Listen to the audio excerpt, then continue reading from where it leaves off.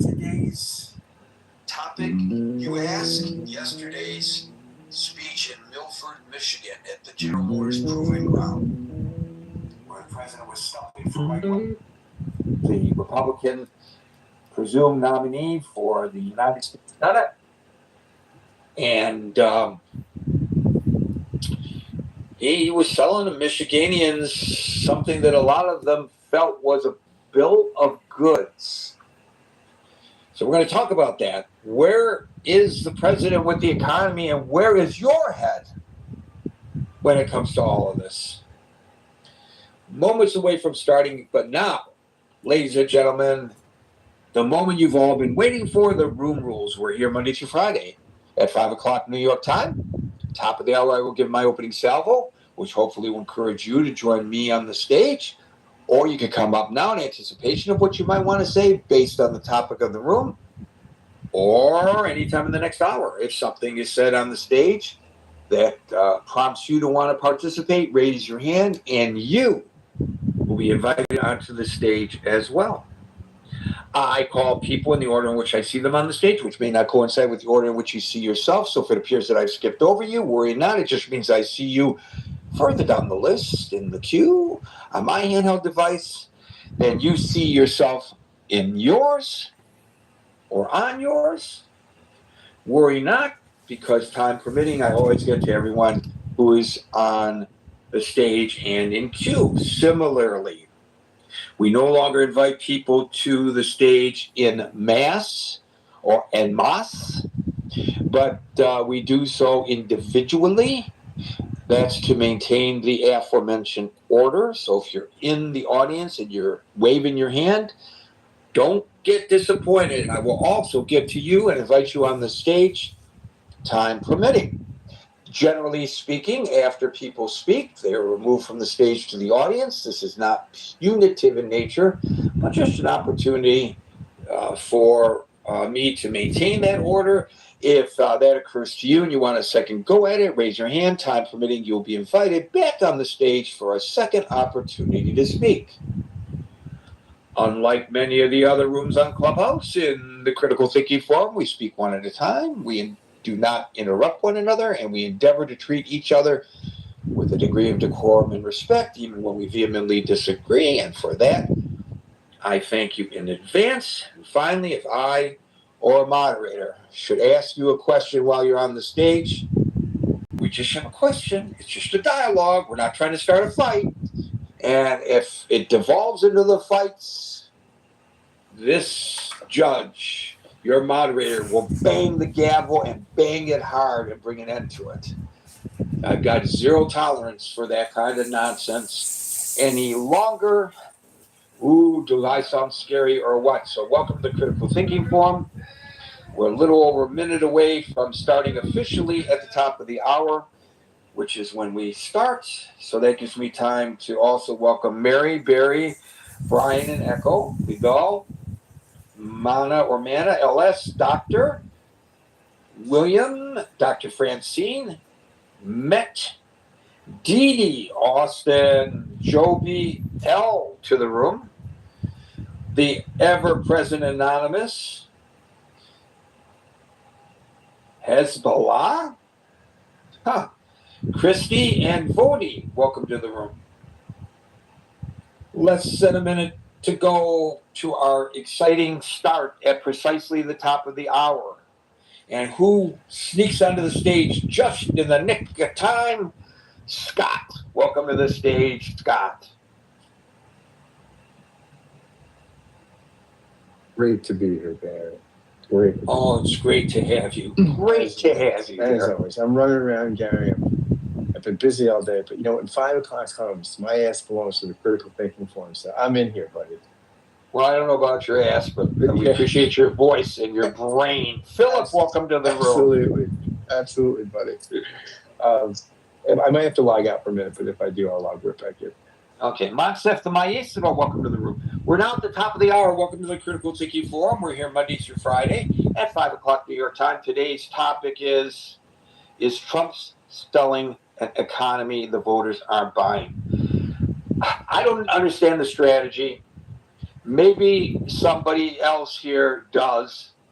But if I were president of the United States, I don't know. And if I were Mike Rogers, the Republican senatorial candidate in Michigan, industrial state Michigan, I don't know whether I'd really want the president to come in and hold a rally of all places, the General Motors Proving Grounds in Milford, Michigan, to talk about the economy. Doesn't that kind of backfire a little bit? Now, let me tell you why it backfires. At his rally yesterday, he tried to sell an economic record many voters and local businesses are struggling to accept in Michigan. He defended his sweeping tariffs and claimed that the United States is having its greatest year ever. That's a quote, telling skeptical crowds they will see positive results very soon. If there's one industry that has arguably been hit, broadsided, decimated a bit by the tariffs, it's the automotive industry. And yet he goes to Michigan. He holds a rally at a General Motors facility, and he tells people how great the tariffs are. So sweeping import duties on foreign goods and on auto parts, they've created deep anxiety in Michigan. I know because I'm from Michigan originally. I'm still taking great interest in what's happening there. So none of this comes as a surprise to me. As we all know, Michigan is a swing state.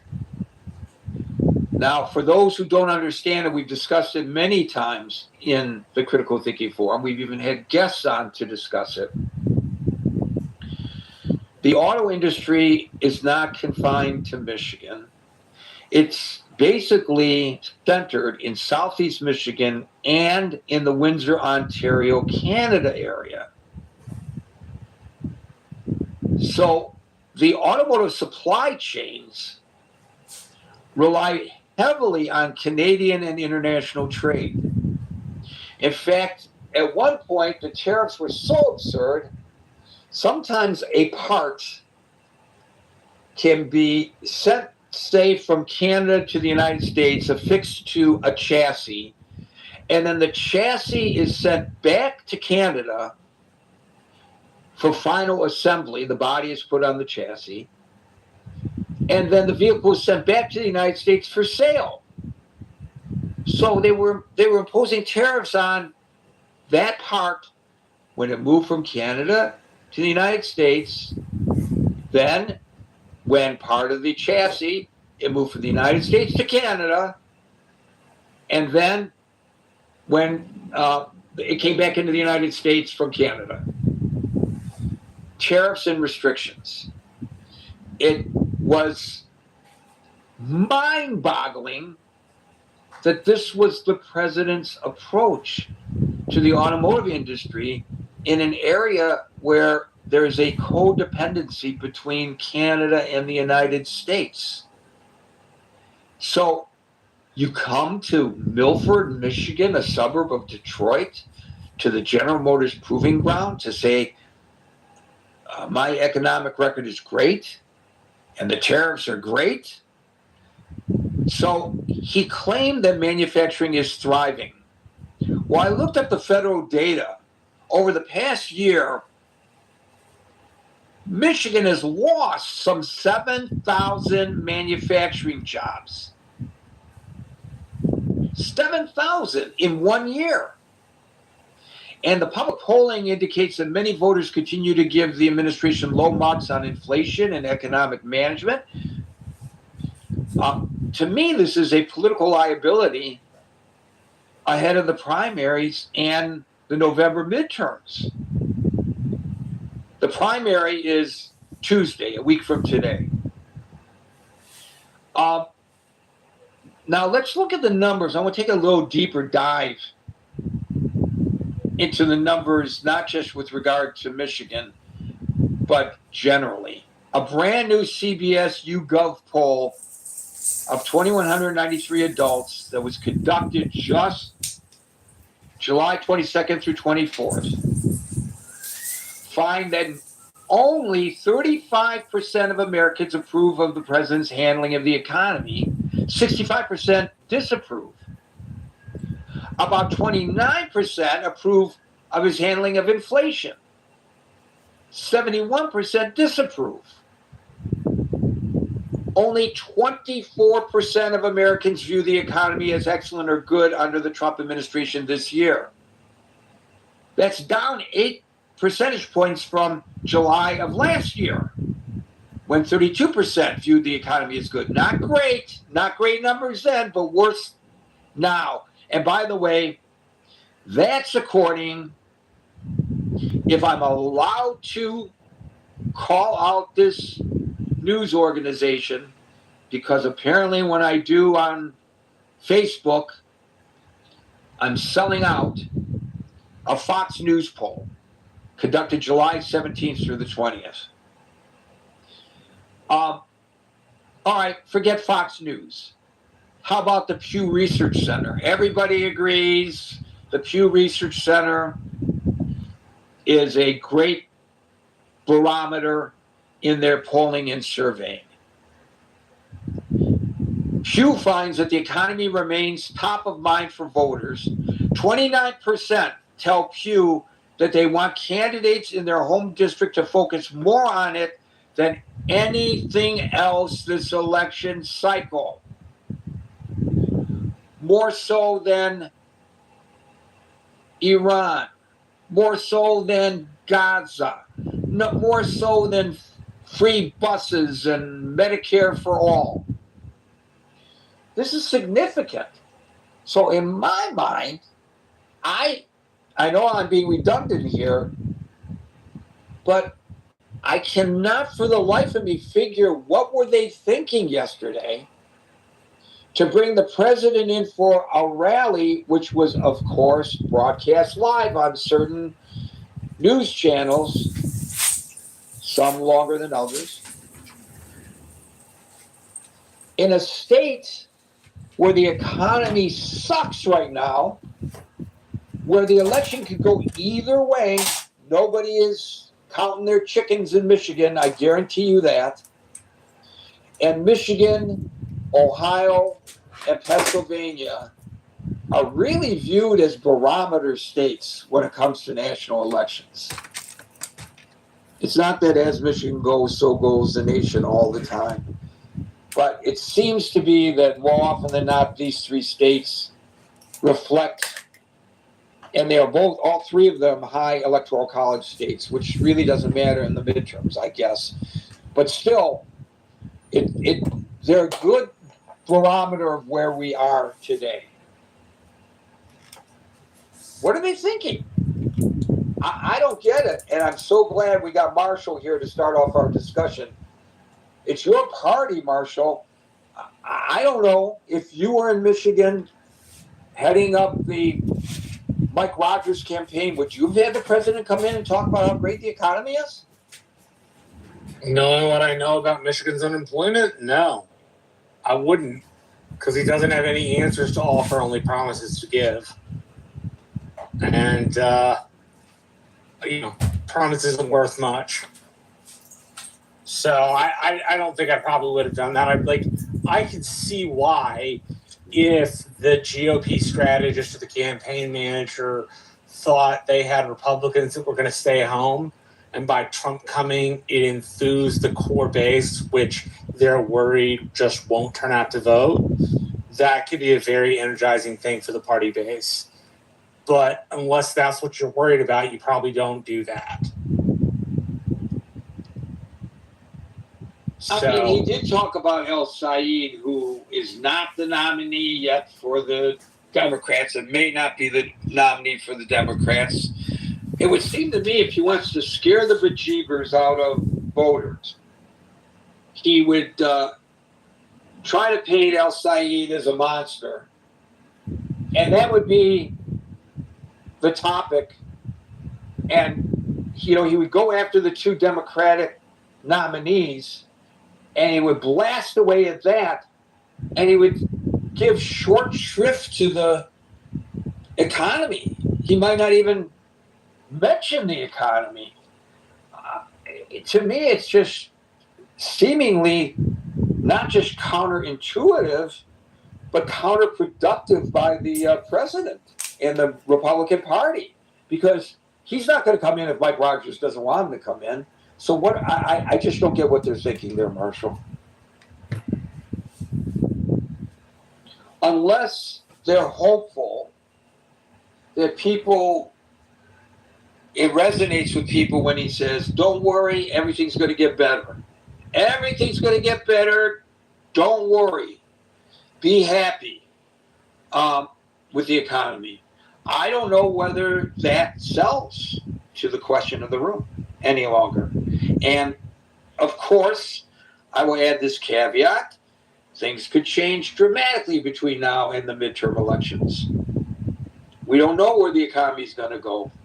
This war could end, and it might be viewed economically as really beneficial for the United States, whatever deal they come up with. I don't see it, but I guess it's possible, and that could affect the midterms. But right now, the snapshot right now is not particularly optimistic for the Republicans. So why would you? The Democrats have an edge. Scott, you're going to have to correct me, but by 1 or 2 percentage points on the generic ballot? So if the election were held today, in the last Fox News poll, it was 7. 7%. Okay, it's the highest advantage a party has had at this stage since, or the highest generic ballot, I think, difference they said in Fox since 1996. So that bodes poorly for the House and possibly poorly for the Senate. I would not have gone out and bragged about a economy that many Americans don't feel is working for them. Having knocked on a bunch of doors and having people tell me when I get to talk to them that the economy's a worry. I wouldn't be standing out there on a big old platform saying, "Yay, look at me! Look at how awesome the economy is," because there are a lot of it comes off as tone deaf. I think that's a great characterization. Tone deaf. He has said in the past, as Scott pointed out yesterday, I don't care about the economy. All I care about is the nuclear waste. I don't care about the economy. He has said that. Well, that's pretty darn tone deaf to people who are struggling to make ends meet. Thank you, Marshall. We'll go to Scott, followed by David. Could use some more hands up today. Yeah, Gary, and I will say that Fox News poll we talked about yesterday I think I mentioned this yesterday, but has Democrats up on income inequality by 22 points, 22. Inflation by 10, probably better than inflation. And 9 points on the economy, guys. I mean, 9 points. This is Trump's strong suit. This was the one thing people thought Trump could handle. That's on Trump. That's not good, as he would say. Nah, it's pretty not good. Okay, very like affordability. Okay, yeah. So I mean, I think that's a problem, and he's committing a sin. He's making a mistake at Biden. Right? Biden did the same thing when people were anxious about inflation, about prices. They said the economy is bad. And really, when people were saying the economy in that poll, I think they were talking about prices, and the Biden would say the economy is strong, right? The economy's, which the stock markets, other things, yeah, you could say there were strong indicators, but there are other indicators. It's more complex, right? I mean, the economy is more than the market. It's more than the Dow Jones. It's more than, like, it's a complicated reality. And I think, while inflation has slowed a little bit, yeah, people still are feeling, right? People don't feel the economy. The real bad news for Trump is, and again, I think people don't want to be told when they're anxious and they don't feel like things are working, that they're really wrong and they just need to look harder. Again, Biden made that mistake. Biden-Harris, that was a big mistake.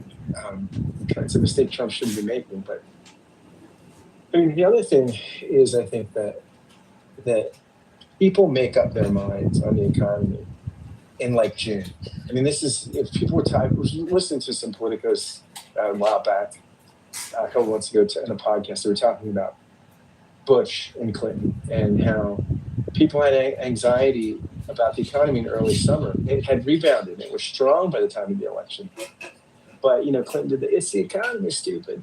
And people thought the economy was bad. And even though it turned around by the fall, that wasn't soon enough. And so people are going to make their decisions right now, probably made them a few weeks ago, about how they're going to vote on the economy.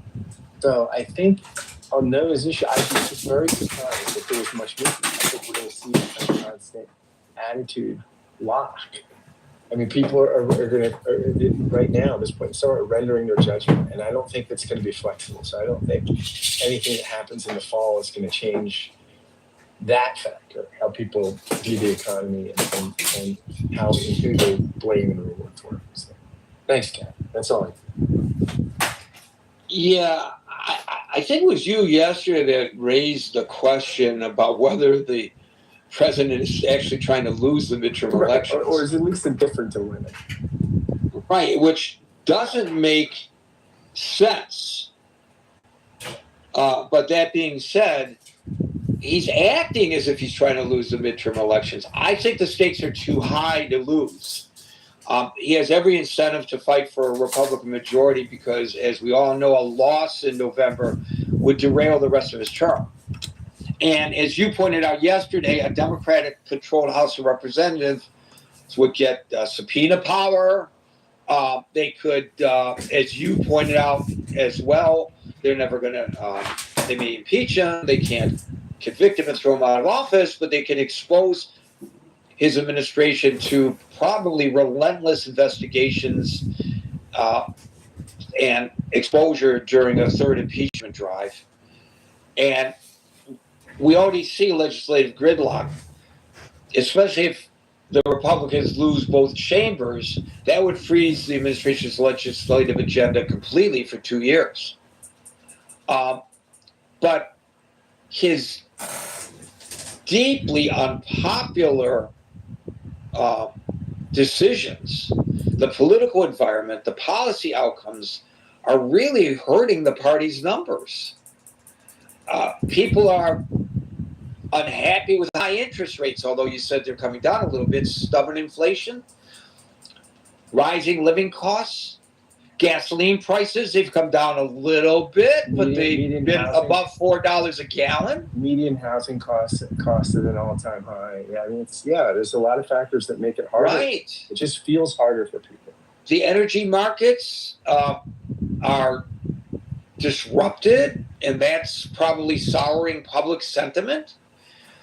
I mean, he's sitting at 37%. That's, I think, a historic indicator for the incumbent party. And an indicator, I mean, historically, that would show that the incumbent party will suffer steep. An indicator that the incumbent party would suffer steep losses during the midterm cycle. It's almost preordained. So why does he throw fuel on the Democratic fire? That's the one thing the Democrats hit. I think the one issue the Democrats hold over him is the economy. And he makes a speech such as the one he did yesterday in Milford, Michigan. To me, it doesn't make sense. And I think that's what leads to people to speculate that maybe he wants to lose this election, Scott. Well, I mean, I don't know if wanting to lose it, but not caring about it. I mean, I think he's more important. He's more interested in enforcing party discipline, in settling scores, and punishing people that said January 6th is a legitimate problem, that sort of thing. I think that's the kind of stuff that motivates him, like maintaining internal party discipline. You know, I think he doesn't want to see people break ranks and that sort of thing. So that, I think, is what drives him, right?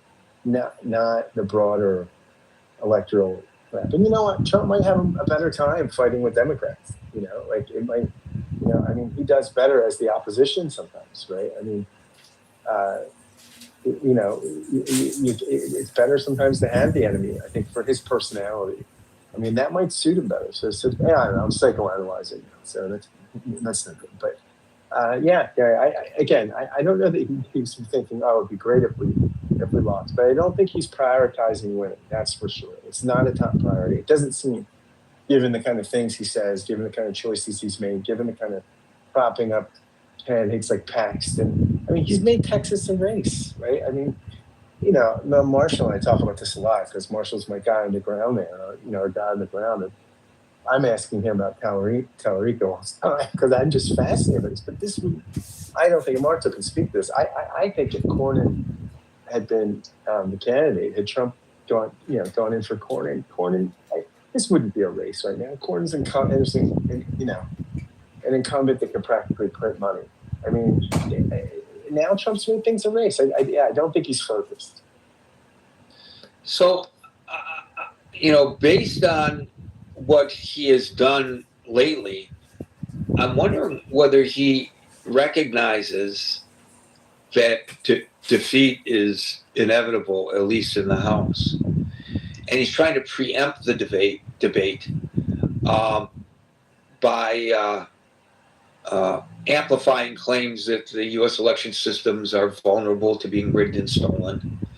And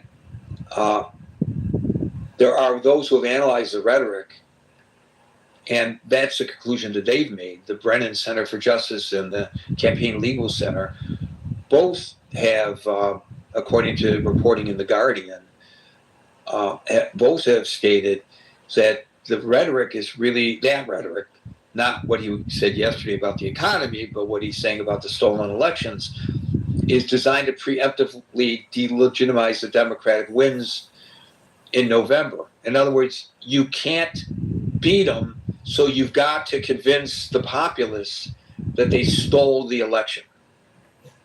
And that's the thing, right? It's what Bill Maher said. The Republican line is either we win or you should win, right? And that's kind of the.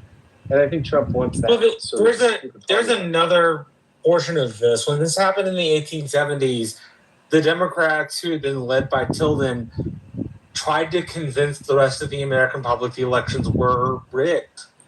Now, the key distinction is that Tilden loses, and so does Trump. Hayes wins, and so it's the opposite party in power at the time of the pronouncement. But they're like, the Tilden group in the Democratic Party tried to persuade the nation elections were rigged for 30 some odd years, and we didn't fall apart. So we've at least faced that kind of doubt before. Of course, today it's amplified because of social media. I mean, the biggest influencers are bloviators, and we know who they are, who are already making these kinds of claims, and are called influencers for a reason. They are influencing public opinion.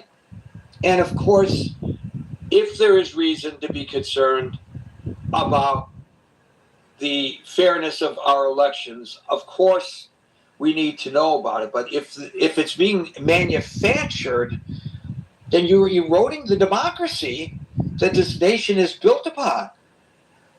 You're telling people, I mean, yesterday we had two people say, and these are folks who have voted every opportunity that they've had in the United States since they've been eligible, say that they might sit the election out. And I know other people like that. I don't think that they are. They didn't move. Yeah, but they didn't move. Those two people didn't move their minds because they'd been told the election was rigged. Those two people moved their minds for different reasons. Yes, right. But I think there are those who truly believe the elections are rigged. There was an election recently. Oh my God, I apologize. I can't remember where it was, but they were waiting for the urban votes to be counted, which was a slower count because of the large number of votes. And you're not talking about the California mayor's election, are you? I could have been. And yes, I think it was the Los Angeles mayoral election. And, you know, see, of course they found votes. Of course the Democrats found votes. They were losing, and then they suddenly found votes. Well, I can tell you, having been a reporter since 1969, it is not unusual for the outlying smaller voting districts to report the results ahead of the large urban districts. That's always the case. And so that's why, you know, you can follow the results of an election by talking about how many actual votes have been tallied by the state, or you can follow the election talking about the exit polling that the media have. But in either event, it's, you know, you can be way, way, way behind, and the exit polling would suggest that you're going to win. Now, it's not official, but it's spot on oftentimes, not always, but it's spot on oftentimes. So, do we need to unduly erode the confidence of the American people in the manner in which it is being eroded? Or is there really, in spite of all the investigations and all the court cases where they've come up with zilch, but is there really something nefarious going on here that we don't know about, and that's why we have to curtail mail-in voting? No, but I think though, this is my point by referencing the other time this happened.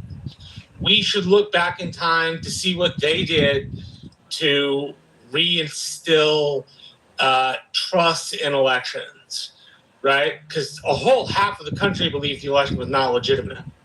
And that was talked about ad nauseum for about 40 years on that side of the aisle. And so the nation's faced it before, and we've come out healthier for it. We have the possibility of coming out healthier. Doesn't necessarily mean we will. America can do lots of things that are healthy for it, but in my lifetime, it hasn't. So sometimes we do healthy things, sometimes we don't. Were people so violently divided over the issue then as they are today here in the United States? Yeah, it was literally breaking up relationships over it. It was literally 10 years after the Civil War had ended. The country still did not trust itself. It was only like the election is 1876, so 11 years. Because Appomattox was signed April 6th or April 9th of 1865. And they were more divided than we are now. They had just spent maybe a single decade trying to patch friendships and family relationships and mend them. Right? So one could argue the American polity, the American experiment was far more brittle in the 1870s than it is currently. Wait a minute, that was a schism over the attempt to create another country, break free from the United States of America. Yeah, no, I'm not disagreeing with you. I'm saying that certainly is a greater trauma than what we have faced currently. As a consequence, the greater trauma made us a bit more brittle when we put ourselves back together, right? It was not. The Indian Wars were the first wars the American military fought together as a whole from north to south. You had soldiers who had fought on opposite sides fighting together. So at least for me, I argue that it was a much more brittle time. The connections were a lot more tenuous. The relationships were a lot more tenuous. We at least have the hindsight of 80 years of somewhat health when it comes to the country's democracy and it comes to the way we've done things. We have a longer time period of doing things in the right way. So this should worry us, certainly. But we should also look with great expectation at the future because we've overcome it once before and we can do again. Well, the way this is being exploited and blown up by the president and repeated ad nauseum to millions and millions of people on social media and in the news media makes it perhaps not exactly analogous to the 1800s and perhaps even worse. I don't know. You may be right. You're the historian. I'm not. But my sense is that a president of the United States' job is to bring us all together and heal us, not cause division. Yeah, but Johnson wasn't a healer either. Johnson ended Reconstruction in the South because he wanted to give the Southern senators a break, right? I mean, maybe uniquely, Johnson can be argued in the aftermath of the Civil War to be equally divisive to Trump in terms of national unity. Maybe I'm not an expert on Johnson, so I can't speak to that, but I can speak to what's happening today, and I find it very disquieting, frankly. Thank you, Marshall. We'll go to David, followed by Pirate Bear.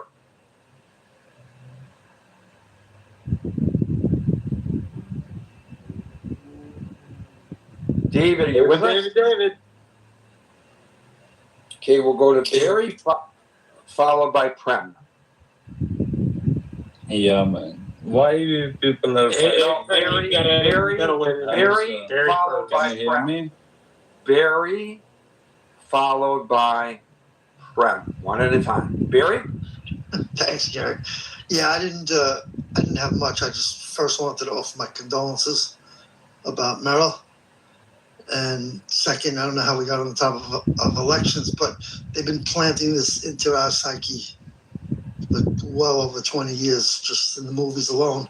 Robin Williams movie in 2006, Swing Vote, Man of the Year. Then the Kevin Costner movie, Swing Vote, I think it was called, 2008, about faulty machines miscalculating votes. So they've been doing this to us for as far back as, most of our adult lives. So it's nothing new. And there is no reality now. They'll tell you the economy is great. It doesn't matter you're paying $5 a gallon still. It's just all bluster. Thanks, Kate. Thank you, Barry. We'll go to Prem, followed by Alma. Hello, yeah. Hi, everyone. Hi. Hi, good morning, everyone. So, I don't know what's going on, like Trump selling this or Modi buying that. Like, why we all people are after these 10, 12 peoples? What they say, do this, do that, and we are following that. He do this, vote that. Why? We know everything in this world. What's going on? Not exactly sure what your comments have to do with the topic at hand, which really is the president campaigning on an economy which he claims is great in a state where the economy ain't so great, and why would he do that? I think that's really the topic of the room, but we did get onto a little bit of a tangent. I brought us onto a tangent about the president pushing, well, because it was related to this, pushing, because I'm asking what's his motivation? Is he trying to lose the election?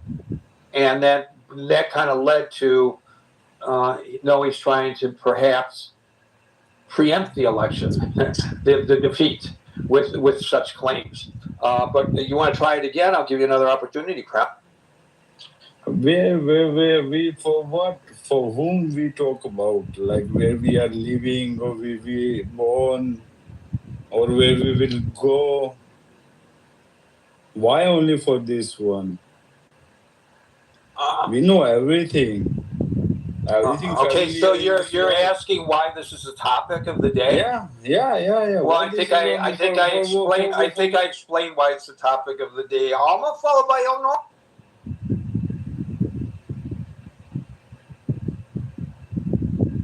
Alma. Hey. Yes, I'm in the car. I just want to make sure you guys can hear. Yes, I can hear you, man. Awesome. So, Trump, it's pretty straightforward for him. He's not a nuanced guy. He looks at the stock market, he sees it flying high, he thinks the economy is doing very well, so he's going to campaign on that. And, if people are struggling to make ends meet, and if gas is $5 a gallon and $4 in some places, I mean, you're doing pretty good anyway, so what's the problem? That's how he looks at it. So that's why you're never going to be able to get into address the issue or address the reality as it is. And historically, the incumbent, like somebody mentioned earlier, the party in power is going to lose in the midterms. Now the question becomes, what if they don't lose? I mean, that's my biggest worry, to be honest, or my biggest concern, largely because the Democrats don't appear to have a plan. The only plan that they are campaigning on is that this guy is bad news and he's going to get things worse, and you have to put us in power so that he doesn't keep getting things worse. I don't think that's a legitimate or that's a plausible plan. People may end up voting for Trump out of fear of what the Democrats are, not what they're going to do, not what they're not going to do, which is they're not going to do anything. It's like they're just, they're asleep at the wheel. They're just obsessed with Trump. This country is way too big to have a political plan like this. The economy in this country, a whole bunch of other factors impact the entire planet. We can't have people not knowing what they're doing in charge. We already have one that doesn't know what they're doing, which is Trump and his gang. If the voters look at this and think, he doesn't know what they're doing, they don't know what they're doing, and maybe I should stick with the one I already know. And I have a pretty disturbing feeling that we are heading in a direction. And I guess we'll find out in about 90 days. Thank you. Thank you. Well, you may be speaking to a problem that the Democrats have in messaging.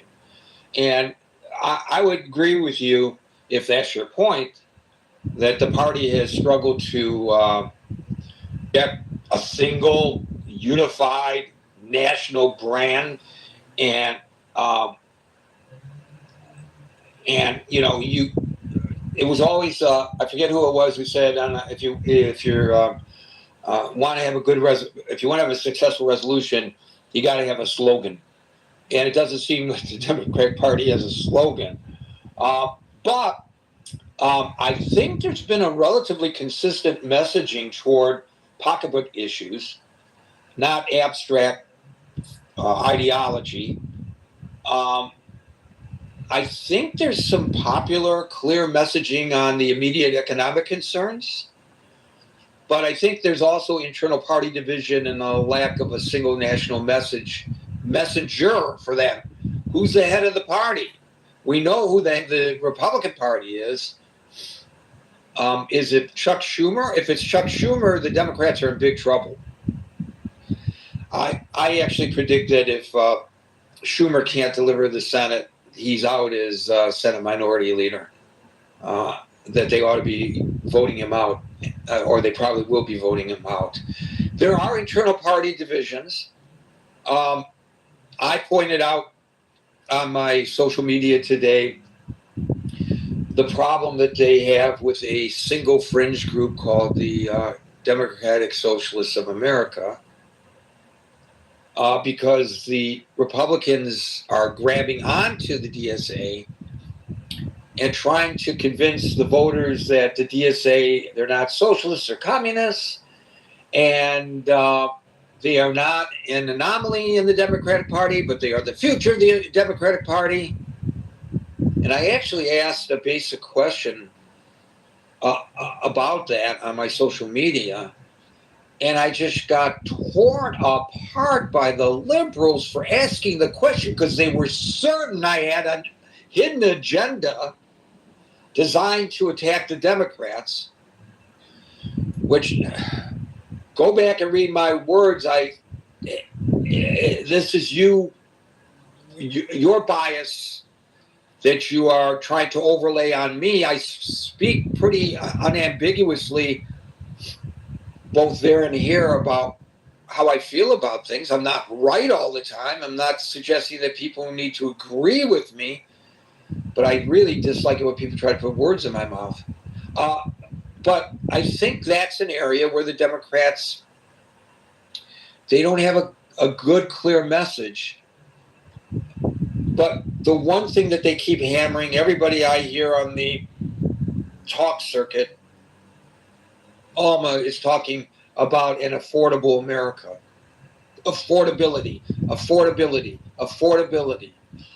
No matter what you ask a major Democratic politician, they're going to turn the answer to affordability, lowering daily costs, anti-corruption and ethics. They're very, very strong in trying to paint the Trump's inner circle with a brush of corruption. I'm not saying it's accurate. I'm saying that's what they're trying to do.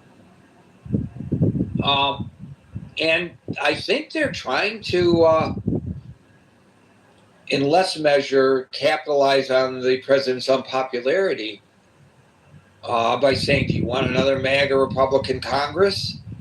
And that may resonate with the voters, but I think you're correct, Alma, as well, that the actual vision is muddy. They're not in accord on foreign policy. They're fighting themselves over foreign policy, mainly vis-a-vis Israel and Iran. So there's a good argument to be made that, you may not like the guy you have or the party that you have, but at least you know what it is. And if the Democrats are lagging in their ability to message, why would you take a chance with them when at least you know what you have with the Republicans? I don't know whether, if I were assessing it, I would adhere to that thought process, but I don't think, Alma, that you are alone. El Normal, followed by C. Hi, Gary. Hey, buddy. Hi there, and everybody. You're being very prolific, Gary, with your blog posts and all of your other work and this forum. Oh, boy, have I stuck my chin out there, haven't I? Woo-wee! Wait, in what sense? Where? On Facebook. Whoa. Oh, I didn't even read it. I just heard you refer to it. Oh, baby, it's been great. You know what, Norm? Hold on, see, you're next. Hold on, you got to wait your turn. Norm, it's really interesting. I quite often, when I post things on social media, I will say, the president says, if I do that, the liberals going to attack me. How dare you just say the president says this, you're carrying his water. If I say Fox News reports, how dare you quote Fox, they're not credible. That comes, of course, from the liberals. I no sooner posted something about a Fox News that I posted something about a Washington Post report, and I got conservatives attacking me. You can't go by what the Washington Post says. I mean, this is how divisive we are right now, Norm, and maybe Marshall is right. Maybe we went through a period of our history when we were so divided. I'm not a student of history to that degree, but all I could say is the way it is today, Can I quote you on that? absolutely, if you could spell it. Oh, why. All right. Excellent little side note we're having here. So I have some funny journalist tricks that you just reminded me of. So I'm going to share them with you. The president insists. That's a harmless thing to say that obviously implies that he's full of baloney. Right, Gap? Yes, there are stories where the adjectives used are designed to create doubt in the mind of the reader about what a person Yes. is proposing. Absolutely. That's a verb, by the way, for the record. That's a verb. Now, Yeah, I mean another verbs, and see, once again, you have to wait your turn. Do you understand English, or is this a second You language can for always you? kick me out. You know I'm fine. Okay, I guess you want to be kicked off Well, then. give her one more I chance. appreciate that. No, she said I could kick her off. All right. Go ahead, Norm. She does this. Okay. Another thing that I noticed that my alma mater, the New York Times, has said is the president says with no evidence. I love that one as well, as if everything become. I mean, these are little tricks that we use. Another thing that they do when they want to make a horrible accusation about somebody, like if you're in a direct interview. People are saying, they never say who's saying it or what, or people are asked, not me, I'm just a reporter here. Right, of course, the president does that too. The Of president course says, someone came up to me and said, "Mr. President, sir," bah, bah, bah, bah, bah, bah, bah. He uses the same exact technique. Of course. It's up to us to train ourselves to listen carefully. And by the way, when they say the president says without evidence that the election was stolen, that's accurate. There is no evidence that an election was stolen. Absolutely. I mean, okay. In any of, the news has been somewhat captured, and I'm speaking more for the Times. I mean, I've never regarded the pundits lined up at Fox television, cable net news. They're not trying to be fair and balanced, so to speak. They're pundits. They are advocates. They say that openly. And presumably the people to trust are Brett Baer and, help me. Who's the one? Gary Baumgarten. Gary Baumgarten. Martha McCallum, maybe. And what, say again? Martha McCallum, I think she does Fox News Sunday. That sounds right. And what's the name of the elder statesman who always reports on the politics? MS Now, those folks that are on prime time are not reporters. And exactly. And CNN, a lot of those folks are not reporters. Some are. Some are interviewers, but some are, it's just like with this new journalism. The mainstream journalism is biased. We now have real journalism where people go out with their cell phones and do interviews. Well, 9 times out of 10, and that may be calling it short a little bit, it may be more than 90% of those folks that are doing this. Unfortunately, they're advocates. They're not journalists. They're part of a movement.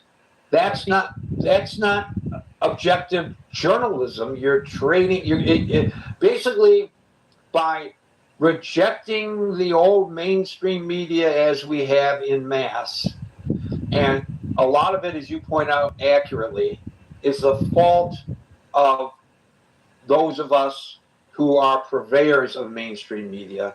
But we have jumped out of the pot and into the fire. This is not better, this is worse. And it's arguably and statistically so I can show it. But that's not what today's show is about. All right, so I'll touch briefly. I guess we're a little bit early here. We don't have a lot of guys on the stage, but the guys who are left are very good. So I'll say a couple things. First of all, I can't figure out what the president is trying to sell with the economy.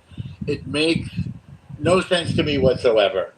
And I don't think it makes sense to anybody else. Now, I have a 30,000-foot view that what he's trying to do is create a trade surplus because he feels it's better if there's more money coming in than is going out. And he's trying to repatriate production. I think that's his idea. And if anybody wonders, I mean, Trump is well, I think you know this. He's a character. He's a troll. He's petty. He's petulant. I've said this stuff on the stage before. He is impulsive. He's erratic. All these things. And we voted for him in incredibly millions. So people knew what they were getting because we've had him before. That said, he's been talking about the stuff that he's doing forever. We can go back to the early 80s when he said he wanted to take Karg Island from Iran. As soon as they took our hostages, he wanted a full intervention, and people mocked President Jimmy Carter, for failing in his operation to get the hostages out. He wanted to copy the Israelis who got our hostages out of Entebbe. By the way, Bibi's brother, Yonatan, died in that raid. But anyway, our raid failed. We've gotten better since then. So, and I think most people think the tariffs are just insane. If anybody can defend them to me, I'd love to hear it. So is he trying to sell us an economy that isn't working? Yes, obviously, yes, of course. Whether it could work better, I'm not sure, because it wasn't working so great before. On a few other things, we talked about the fact that he's trying to undermine trust in the institution of in the voting, in the polling, in elections. And that presentation the other night was puzzling. It was bizarre. Perhaps an attempt to get everybody to focus on, Chinese voter roll theft rather than on the war in Iran. That said, don't forget we had the Mueller investigation, and that was all about a charge that Trump had stolen or rigged or colluded in the 2016 election by joining forces with our enemies, the Russians. So, and that also served to undermine our institutions. Speaking for the Democratic Party, my party, as I like. Right, but we're not talking about Mueller. We're talking about Trump right now, and yeah. Here. This is how absurd this is. They have wildfires in Canada. The smoke comes over the border. Open borders, baby. Open borders. They got over the border. ICE and border control couldn't stop them. The smoke came in. And what does the Trump say? More tariffs on Canada because they're not managing their force. Well, guess what? Already Canada's goods trade surplus has expanded to recent highs since the tariffs have gone into effect. So that's a great idea. Let's throw more tariffs. I mean, remember what Einstein said, if you do the same thing over and over and expect different results, that's insanity.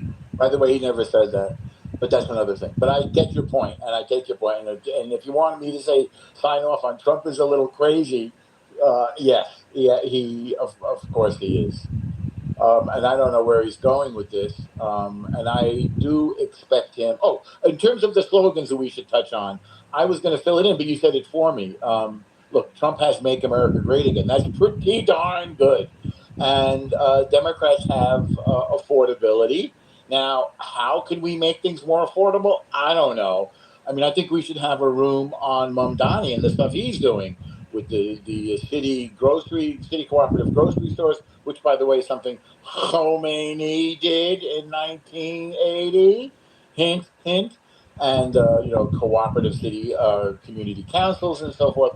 And did you see that Donnie published the names? I think it's 1 million New York City owners of homes and apartments whose places where they live are worth over $1 million. Not just people who are using PA to pair. He outed everybody. He put their names and addresses online. Even lefties like Cynthia Nixon are in that list, and members of the city council. So again, there's another, the democratic socialist approach to the economy probably won't work, but affordability is a great slogan, even if it's meaningless. The Republicans are going to run on the Democrats are crazy and transgender, I predict. And of course, our previous slogan from the Democratic Party, "No Kings," I think was a bit of a bust. So that's basically what I have, Gary. And you are absolutely correct that Einstein never actually said or wrote the famous definition of insanity. The quote that's often attributed to him is, insanity is doing the same thing over and over again and expecting different results. But that doesn't mean that it's wrong. Oh, no, that part I agree with. Thank you, El Normal. We'll go to David, followed by JJ.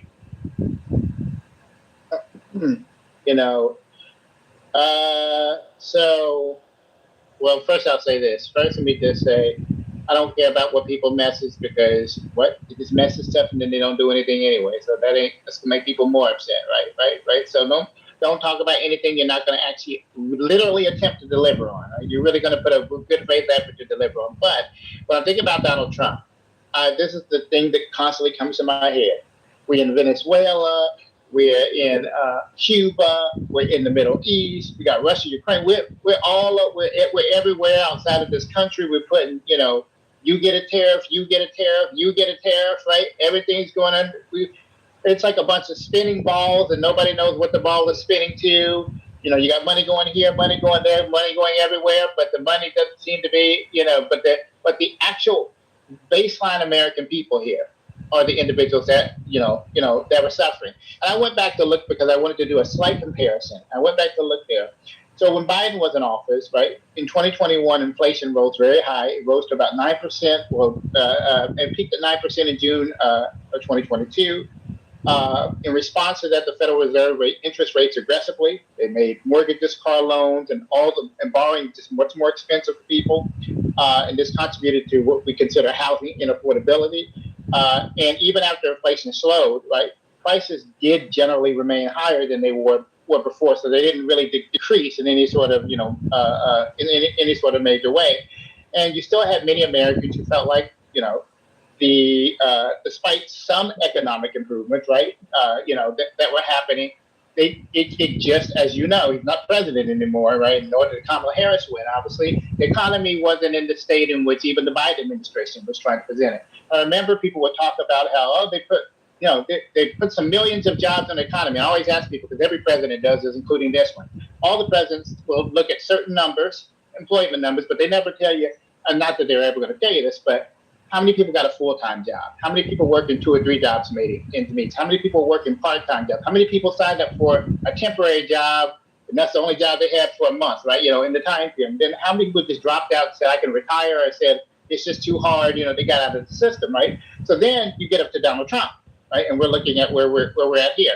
Inflation has remained high. Well, the Federal Reserve targeted somewhere around 2%, right? Mortgage rates remain very elevated, so that hasn't really changed. Home prices are still extremely high, right?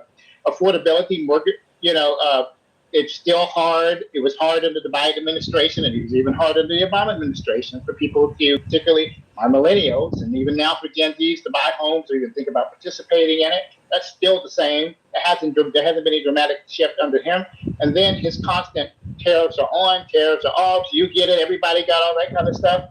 Going down. Labor force is slowly slowed down. Some things I'm not saying are directly his fault, but look, living here in California in the Bay Area, it was maybe 2 or 3 weeks ago, Meta laid off 4,000 people at 2 a.m. in the morning. Right? So you're seeing the tech companies doing all kinds of things. You see how AI is already having its own sort of impact, right? Particularly in the tech world, which 10 years ago, right? You would have told everybody to go to school and study coding, right? Or get a CS major, because that would have immediately got you $80,000 to $100,000 starting out, even if a little bit more than that. That doesn't seem to be there before. You have tons of students who are graduating with no job prospects. And even if they do manage to find a job, it's taken a hell of a lot longer than it would have before. I've also was looking at this. You're having universities around this country who are facing budget deficits. They're having to lay off staff. They're forcing people into retirement. They're seeing in lots of universities a drop in the amount of freshmen coming in because they don't even want to go. So you have more students say, I don't even, it's too much debt. It costs too much. You know, why? And if there's not a sure thing, if there isn't a sure career path at the end of it, that doesn't mean you're not having people going, but you're having an elevated decrease, right, of individuals deciding to do this. Some may decide to go to trade school, but everybody's concerned. Right now, the economy is perilous. You know, there's a store that used to be called, it's called Everything's a Dollar Store. Things went up to $1.25. So things under Biden administration went from $1 to $1.25. Under the Trump administration, I'm not saying it's because of Donald Trump. I'm just saying while he's been in office, now it's turned into a range. I've visited the dollar store, right? It's turned into a range, a price range up to $7, right? You know, so you can tell that, you know, this has happened. You're seeing people who normally would make their way to Whole Foods, you know, because, you know, they were quote unquote in the position. Now they're heading to the dollar store. We're going to the dollar store. We're shop pricing. So it's a lot of Americans are feeling a struggle. I don't care whether they're left, right, center, don't matter what their politics are. A lot of Americans are feeling a struggle. And one of the things I see that stands out among the people I personally talk to or personally engage with is all they do is what they're looking at is not just, it's all this stuff going on overseas. A lot of Americans are quite upset and quite tired of that, right? Left, right, and center, right? You know, all the, whatever it is, they're kind of tired of that, right? And they see the money, they see these bills, they see how much money being added, give more money here, you do more this, do more that. And they see these pundits or these individuals making arguments for why you should be engaging in this country or that country or doing that. But what they're seeing is that the material conditions in the United States for the average American, sure, there are some people, if you're already rich or you're already doing well or you already got it made, you're doing just fine. But for a lot more Americans, they're not just feeling the strain, they've been feeling it for years. The strain and stress now has been going on for quite a long time. And a lot of people would say, you take it back to the 2008 recession when George W. Bush was in office. That recession there was really the start of this sort of modern shift and change that we seemingly have not been able to fully recover from. And we're just kind of biding our time. But people are stressed. People are stressed in a way that they haven't been stressed in a long time. Not to say it hadn't happened before, but there's no end in sight. So you look at all that. No, there really isn't a legitimate reason that you could sell this economy under Donald Trump to be doing well, just like you couldn't legitimately sell, the previous economy of being well either, which is why Democrats are not in power at that time period, right? So neither, so right now it isn't doing well. And I'm like, if we're honest, it isn't really doing well for the average everyday Joe and Janetta or person on the street. It really isn't, right? And prices are continuing to be pricey. I price check when I go to the store, not just because I want to price check for myself, but I price check to see, I remember what this used to be. Inflation, now this is what this cost is. This is where it's going to stay at. It's not going to go back down. It's not going to go back to $2.99. It's going to be $3.49, right? And then it's going to go up again. So, like I said, I don't know what whatever weed he is smoking, I want him to give me the weed, right? Because I'll take a toke of it. But it just isn't really the right time to try to play the game of things are going better than they really are. We should have learned from Joe Biden that trying to sell an economy that people aren't really experiencing, at least a lot of people, it's not good at all. So I don't know what's going on there, but the economy isn't good. And it ain't. I don't see anybody. Maybe his most loyal supporters are buying it, even if they're not experiencing it. But I don't see how he can sell it. So I'll send you the joint, but I can't guarantee you get to the place where his math to him. I imagine you, no matter the joint, will still be at the place where the math, as people my age say. Yeah, 4 plus 4 is 8, not 10. I don't know where he's getting the 10. Because he's making it up. Thank you, David. Thank you, Marshall. We'll go to JJ, followed by Brian. Okay. Oh man. Um, well, I'll say this. I mean, y'all know how I feel about Trump. First and foremost, one thing that I really can't stand with, is to this question about Democrats versus Republicans and all this stuff. There's, what pisses me off is that Trump has managed to brainwash people into believing that he's some sort of victim and the media is just it's all negative coverage. Yeah, they're covering it. They're covering what you're actually doing, sir. It's not their fault that what you're doing is negative. It's objectively negative. Any reasonable critical thinker with, two connected brain cells can come to the conclusion that it's negative. That's why it's not that the media doesn't like you. It's like, no, your actions are not worthy of any sort of praise or positive affirmation. Like it's really really weird, And not for nothing, this whole media thing. Fox News is basically state-sponsored television at this point. It's really just like a complete. They're all mouthpieces for Trump. Well, I'm gonna. Hey, don't slander my Sean Hannity. Even though I dislike Sean Hannity. I'm gonna check you on this and ask you to please take the time, since you refer to yourself as a critical thinker, to recognize the difference between the Fox News bloviating personalities like Sean Hannity and Jesse Waters and Greg Gutfeld and Laura Ingraham, and the actual journeymen and journeywomen journalists who go out into the field and cover the stories, including one who lost appendages covering the war in Ukraine at its inception. Okay, that I can make that concession. I wasn't referring to that. I'm talking about the pundits who, for the most part, get the majority of the airtime because they are pretty much. About Sean Hannity. Sean Hannity is being perfect. Like watching Sean Hannity is basically like watching state television. Yeah, that's what I mean. That's what. So I wasn't trying to infer that the journalists who are actually doing more substantial like actual news. They're that's not what I'm talking about. I'm talking about the pundits. Who some of them who he's welcoming into the White House. So I just the point is it's a very frustrating narrative about the media hates Trump, when literally, he has a lot of pundits on Fox News who consistently sanitize the absolute heinous acts that he and crimes, basically because that he is a part of on a regular basis. We're now normalizing, the president committing crimes. Like that's pretty much what's going on a regular basis. Like it's really weird. We look like America is corrupt now. We're like accepting. See, I gave you a second chance, but you will not get a third. The rule of the room is we speak one at a time. I don't know why you think what you have to say is more important than the people who have been patiently waiting their turn. You will not be given that opportunity to speak again. JJ, continue, please.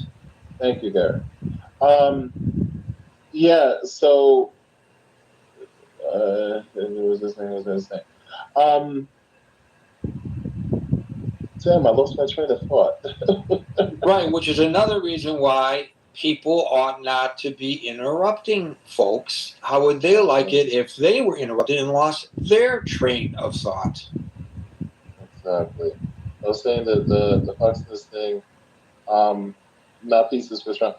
Yeah, so in any event, I think that what we're looking at now, I'll just move on to like this. I was going to say what we're looking at now in terms of like why I was saying that the crime part. Yeah, so we're now normalizing the president committing crimes on a regular basis. Like this latest grift, that I'm hearing about him wanting to sell high-speed data access to like marketing, to market moving true social posts, and basically paying people for information. Like this is insider trading, folks. Like this is literally what's going on. Like the president wants to have certain people, basically, not the majority of people, probably in this room or the majority of Americans, pay like $100,000 for inside information that only they would have access to, because basically he's already doing this with his friend circle and his team. So it's just another to enrich himself and his elitist friends. So it's just another example of the corruption. So what we need to do, and a complete the opposite of what he actually ran on, which is, I'm going to lower costs and and lower grocery prices and all of these things. That's the opposite of what's going on. He's the universal tariffs, the completely shit. Wait, I forget if I can. Can I cuss, Gary? I'm like, I don't want to disrespect the room, but like just a complete like disrespect and and the dismantling of all of our relationships with other countries, beyond the tariffs. So he is creating a market and an environment where we're not gonna get the best trade deals.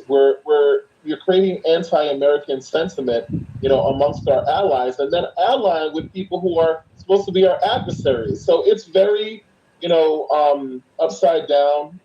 Shout out to Stranger Things. That's the world that he is creating for us. So when we're talking about why we would want to, kind of like the devil we know, and why we want to keep Trump versus the Democrats. Listen, I will say, as a Democrat, I will say this: the Democrats, like the Republicans, are definitely not perfect. But listen, people, we're not looking at we don't get perfect candidates. Like, this is an imperfect system. It's been imperfect from the very beginning. And even though it has progressed in certain ways, it still remains very, very flawed and imperfect. What we're looking at is who's going to give us the better results.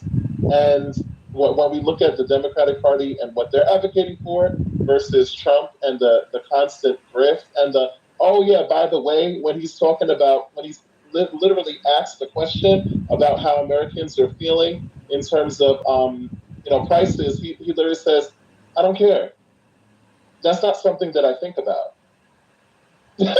That's our president, So, what you call it? At least the Democrats, which by the way, they have, even though Chuck Schumer, in my opinion, needs to retire, I think we need term limits and stuff, on a lot of these positions. You do have other people who are looking to step up. I think Hakeem Jeffries, is pretty cool. Obviously, AOC, and there are a lot of other people who will step up to the plate on the Democrat side. Right. So, but why would you think that the president would go into economically depressed Michigan and claim to a bunch of auto workers where there have been layoffs and contractions and profit losses because of his tariffs? Why do you think he would go there and campaign for Mike Rogers on the economy? That's a good question. Honestly, I'm not sure, to be honest. I don't know if he's sure, to be honest, but I'll tell you this much, and I'm going to move on, JJ. I will say this. I understand him going in there with the blinders on, potentially. But doesn't the Rogers campaign realize that this is injurious to him? What are they thinking? I don't get it. Or there may be something there that I'm missing. Brian, followed by Steve. Wait, Gary, I just want to make one final point, if I may. Yeah. It's very important. Okay, so I'm just going to kind of land with this. the one thing that the president, because this is what I hear a lot of times from conservatives, in terms of what he actually got right, they always say immigration. What we fail to realize, because this doesn't get talked about enough, so I want to make this point, with immigration and undocumented immigrants, we got to get all the illegals out and everything. Undocumented immigrants or illegal aliens, however conservatives want to put it, contribute literally about $96 billion to our GDP every year. So they are, and they don't get the benefit of receiving, receiving things because they can't, because they're not citizens. So they're, and we are actually spending, last year, 2025, the ICE budget was $12 billion, because of, Trump's, one big ugly bill. So basically, the juice is not worth the squeeze. We're spending a whole lot of money on immigration, murdering, Americans in the street, and everybody who's, black and brown, and by, literally a bunch of like white guys driving in masks, where a lot of them are very mentally disturbed. So we need to reframe how we look at immigration and even illegal immigration, and reform the system without vilifying people, and understand that there's a lot of value there from immigration. Contours around. I'm with you on that. You have to respect people's inherent dignity. Even if the reason that they came, like I met some people in 2018 came, and I won't repeat the story, but I'll just get to the detail of it. They were here because we were the only safe place. They didn't want to make a life here. They weren't interested in becoming citizens. But their daughters were about the age in Central America to get pressed into sex slavery gangs, and their boys were at the age to get pressed into drug gangs.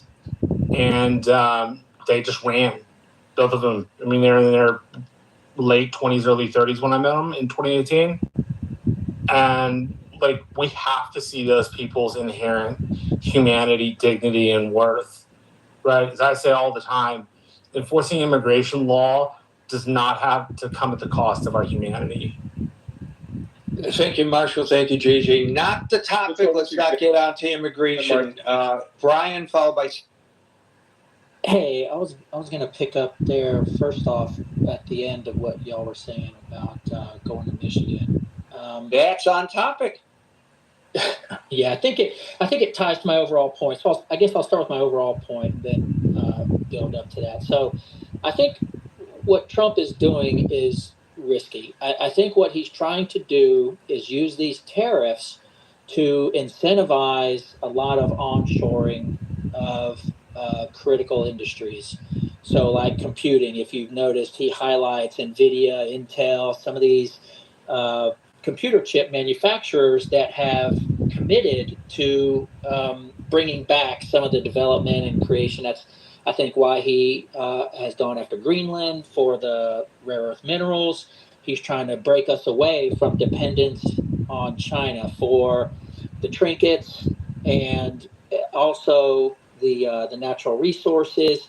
He's trying to make us energy independent, which explains why he did what he did with Venezuela and Iran. He sees a connection. It may not be there, but I think he sees a connection to reducing the influence of those bad actors in the way that they contribute to the cheap energy, the reduced price energy that was sold to China. So I think he's looking at this from a long-term perspective at the expense of short-term pain. So he knows the tariffs are, largely paid for by the American consumer. The reduced profits, of these American companies get passed on to a lot of the consumers. So he looks at it like, if in 3, 5, maybe 10 years, I've brought back a lot of critical infrastructure to our country, energy independence, a lot of the critical defense industries that are now, onshoring or manufacturing stuff here, the automotive industry, which ties, to what you guys are talking about at the end with JJ there. I think he looks at it like, I'm going to use this imprecise, blunt force tariff policy to reshape how America manufactures, how our economy operates. And yeah, there's going to be some pain because some companies, some industries are not going to be able to keep up. They're going to get hammered. But I think he's focusing on the industries that are going to improve the long-term independence, energy production, batteries, et cetera. And to him, it's worth it. So I think he's taken a hit in popularity, and I think he's taken a hit to his credibility and his, status and reputation and all that, because he looks at it like we've become too dependent on China. Other countries are, bleeding us with, different unfair trade agreements and all those things. So I think he looks at it like the long-term benefit is worth the short-term pain. He may see that, and I'm not going to argue that you're wrong in your assessment, but let's take the snapshot of yesterday in Michigan. He's at a GM proving ground talking about how great the economy is to people whose jobs are contracting. NVIDIA is expanding correctly. You're correct in that, in Texas and North Carolina. If he wants to go to Texas and North Carolina and argue that, he might have a receptive audience. But he's in Michigan talking to Michiganians who are considering voting for his guy for the U.S. Senate. I don't think that's helpful to his candidate. I think he looks at it like the automotive industry, gets a lot of their stuff from foreigners, and by placing tariffs on those industries and foreign markets or foreign products, whatever, it encourages those logistics trail auto parts manufacturers to reshore those products. So right, but in the last year, the number of manufacturing. But in the last year, the number of manufacturing jobs decreased. I forget the number that I quoted earlier. I'm going to say 1,200. It's either 12 or 14. So let's go to the smaller figure, 1,200. Manufacturing jobs decreased in Michigan over the past year. So how can you say to people who are losing their jobs or in fear of losing their jobs that the economy is doing swell? That was his message yesterday, standing next to a guy who's trying to become a U.S. senator in a swing state while both parties are fighting tooth and nail for control of the Senate. Yeah, I agree with that assessment or that takeaway. I think he's doing a bad job of explaining it. So, he has said these things, and other people, advocates or surrogates, have said it on his behalf. I don't think he's come right out and said, I'm willing to endure short-term pain for the long-term benefit of reshoring and revitalizing, some of these key industries. But I think that's what's happening. He's doing this broad policy of tariffs to force this, and he's incentivizing certain industries, and he's rewarding certain industries, and he's trying to coax certain industries because he tariffs like he's playing checkers. He just randomly wakes up one day and is like, I'm going to tariff this part of the world. No, I'm going to tariff that part of the world. No, I'm going to tariff the other part of the world. Yeah, it does look chaotic. I agree, but when you're tariffing again, additionally, Canada over the smoke from the wildfires. Exactly. What the hell is that? Yeah, it's Trump being the petty person that he is. Nobody ever accused Trump of being a big person. He's not. Trump is a small person. He may be the president of the United States, the most important person in the world, but he's a small human being. Well, he thinks the petty stuff is the way to go. Think about the effect that has. We've heard from people close to Kim Jong-un and others around the world. Kim Jong-un was scared shitless when he talked about Little Rocket Man and My Button Works and all this stuff. They were like, this is not how politicians in the United. This is not how the U.S. president operates. This is not how previous U.S. presidents. Right, that's absolutely true. That's absolutely true. The uncertainty, but doesn't really chaotic nature of his style, yeah, and the pettiness that you're calling, I think accurately, gives people notice and gives people warning that, hey, if we're going to do these things that are anti-American, or what he perceives as anti-American policies and, restrictive or punitive measures against us. That would be one thing if this were just in foreign policy. I think I could almost deal with his pettiness in foreign policy. I'm saying it has a purpose. It's the domestic side of his pettiness that I can't take.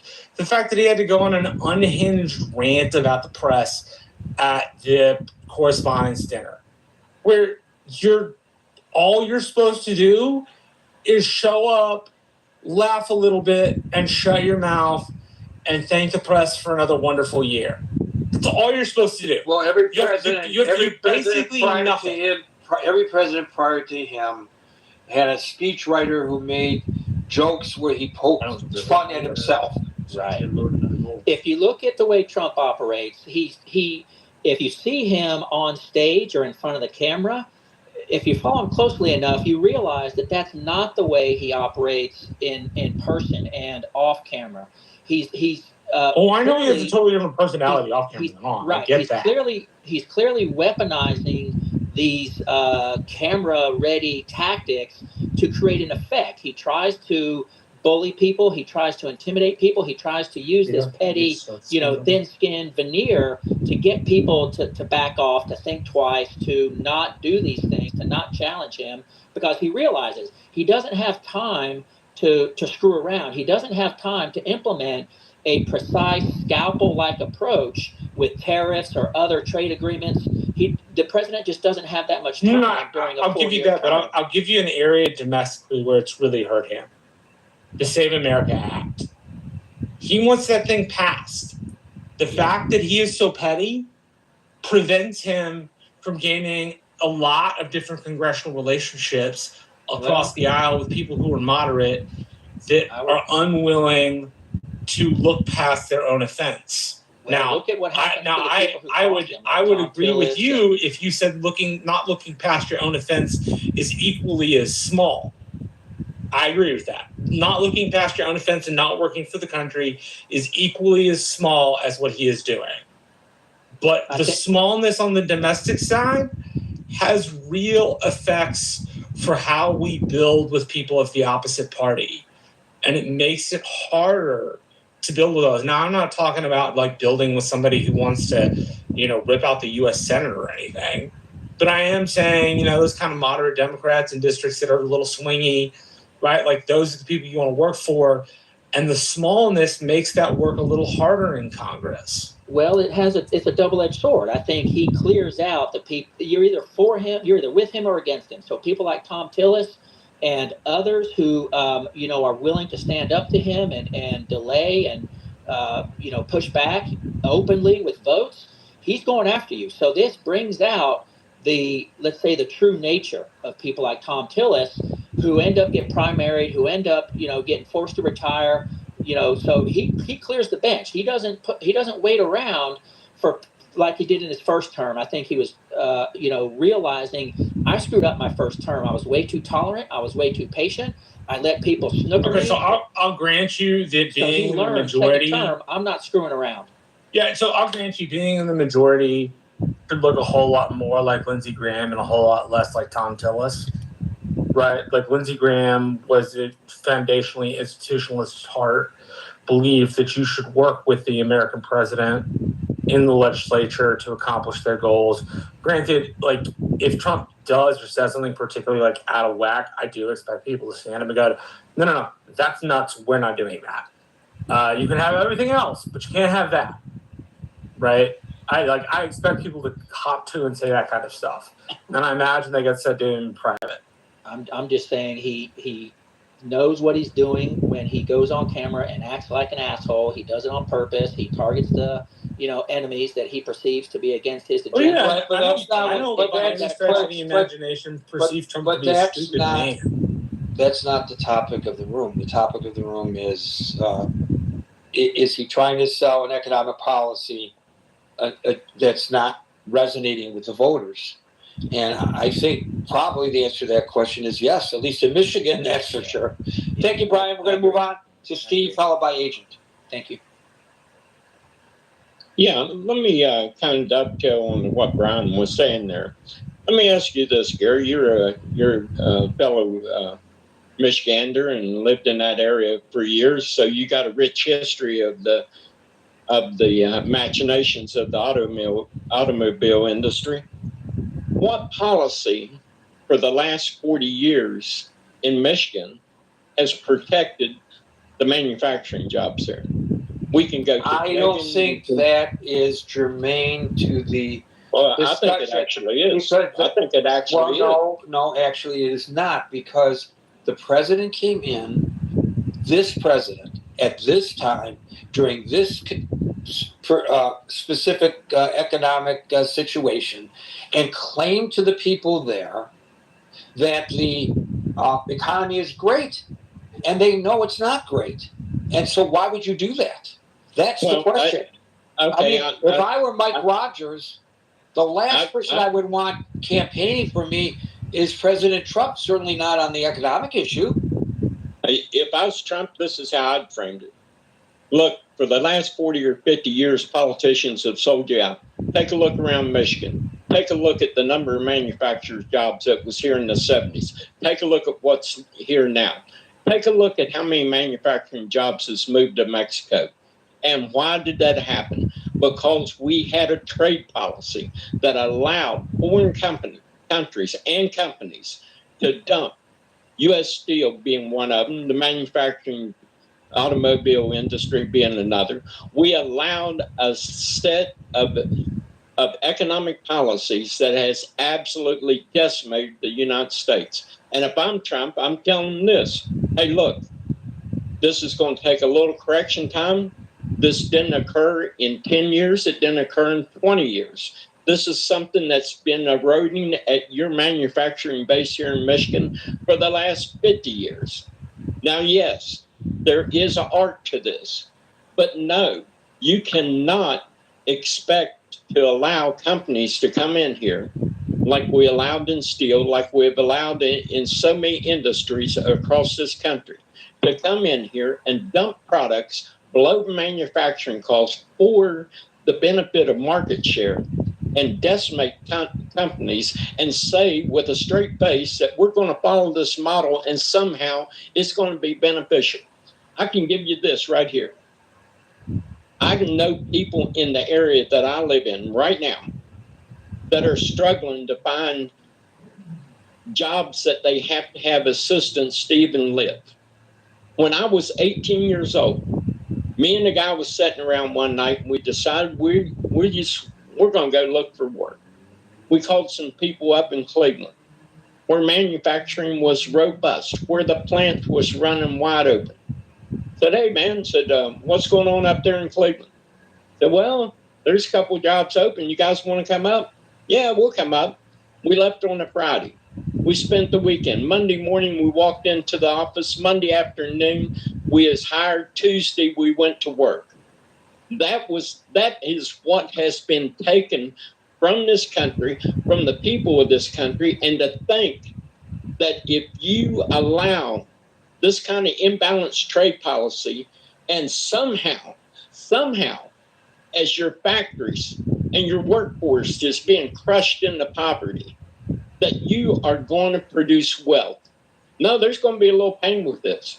But I want to tell you what, and I've watched this. I told my wife in the early 80s, as I seen this trend accelerate, I said, this is going to decimate the manufacturing base of the United States.